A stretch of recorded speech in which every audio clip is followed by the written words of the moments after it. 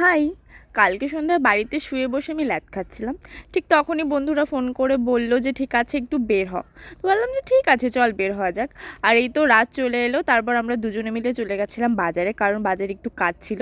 কাজটা কমপ্লিট করে আমাদের যাওয়ার কথা ছিল মদন বাড়ি। তো এই দেখো আমরা মেলাতে চলেও এলাম। আর কালকে মেলার ছিল সেকেন্ড দিন, আমাদের দুই ফটোগ্রাফার দাদাও চলে এলো। আর সবাই যেন আমাদের কোচবিহারের ঐতিহ্যবাহী রাসমেলা শুরু হয়ে গেছে। আর এই তো আমি রাসটাকেও ঘুরিয়ে নিলাম, কারণ এখন একটু তাও ফাঁকা আছে। তারপরে যত দিন যাবে তত আরও ভিড় হবে।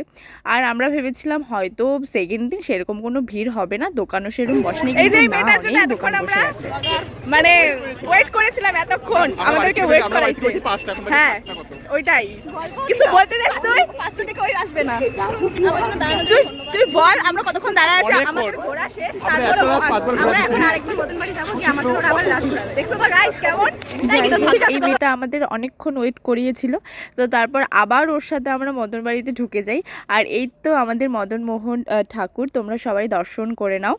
তো তোমরা সবাই এসো মেলাতে, মেলা তো শুরু হয়ে গেছে অলরেডি। আর এখানে আমরা প্রসাদ পেয়ে গেছিলাম, আমাদের ভাগ্যে ছিল প্রসাদ। তারপর ও সবাইকে ভাগ করে দিচ্ছিলো, সেটাই আমরা খেয়ে নিই।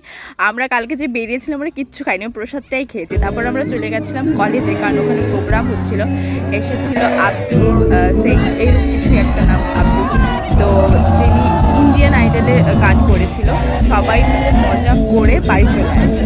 তো আজকের ভিডিওটি এই পর্যন্তই।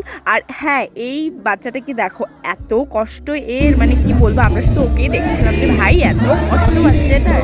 তো চলো টাটা।